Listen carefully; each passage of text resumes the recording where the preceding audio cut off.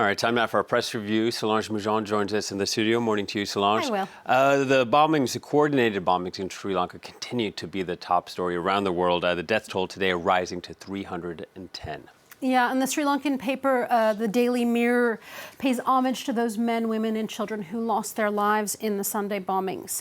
In its stunning black front page, it simply says, "In remembrance of those who lost their lives." And today's actually been declared a day of mourning in Sri Lanka. In the paper's editorial, they say that the calculated massacre is a reminder of the nearly 3-decade-long civil war, and that no sane Sri Lankan would want to go back to those days of ethnic cleansing.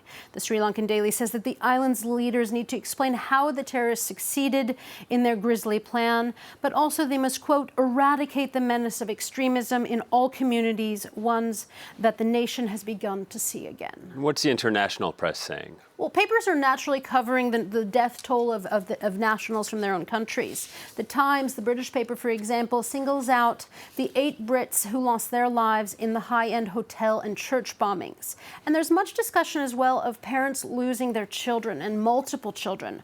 One British father lost both of his teens, the Times says. There are also actually a number of articles about Denmark's richest man, who is at the helm of the ASOS clothing empire in the UK, and he lost 3 of his 4 children. They were there on vacation.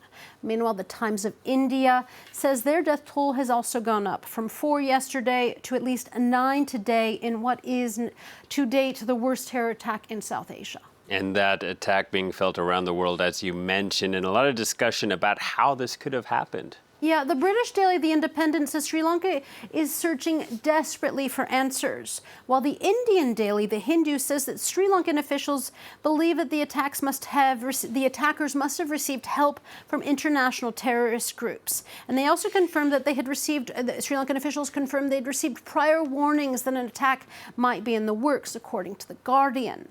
A warning that slipped through the cracks of Sri Lanka's security measures, and one that, according to the Abu Dhabi paper The National, the Sri Lankan government has apologized to its citizens for, saying they should have taken the warnings and tips more seriously.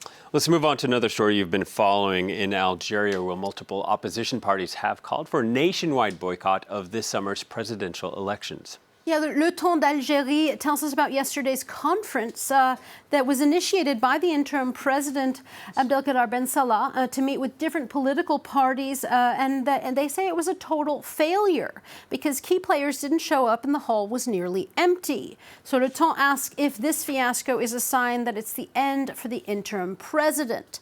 Now, the daily Al Watan also is calling the failed meeting a fiasco. The paper says it regrets that the political apparatus that's replaced Bouteflika is still maneuvering and still refusing to listen to the will of the people.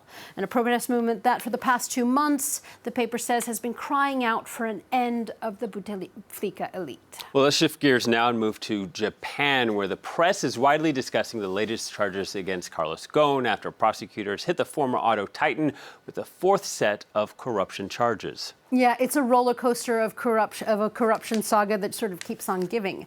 The 4th set of charges is, according to the Mainichi Shimbun, for allegedly misappropriating company funds for personal use, such as purchasing a luxury yacht. The Carlos Ghosn case may actually come up again today when Emmanuel Macron meets the Japanese Prime Minister Shinzo Abe. That's according to the Huffington Post. But the site says that nothing seems to indicate that Macron is going to try and help Ghosn. For up until now, the French president has remained relatively mum about the case, which for the cartoonist is sort of this whole thing for the cartoonist Willem is a sort of labyrinth wheel that keeps going around and around and around. In his cartoon in Libé, you have the Franco-Brazilian Lebanese businessman running in circles as guards are opening more and more doors for the former titan to skip through. And finally, Solange, you found an article about a luxury good that Carlos Ghosn may have once enjoyed, but is likely no longer having access to it in his cell. Yeah, this article is actually about the shifting perceptions of caviar. Of late, it has sort of lost its status that it once had in Soviet days of a highly expensive luxury item, because different kinds of fish eggs are sort of popping up everywhere on California rolls and such, and because China is producing a lot of cheaper caviar. But the article in the Washington Post tells us that there are now new startups in the United States where people are trying to farm the beluga eggs and try and keep up its sort of bling bling status in the new farm to table movement. The real deal. Do you like caviar? It's okay. I think there's a lot of hype about it. I think a lot of hype. a little bit of, Something fishy about that. Thank you very much, Solange. Solange Moujon with a look at what's in the headlines. She'll be back a bit later. Time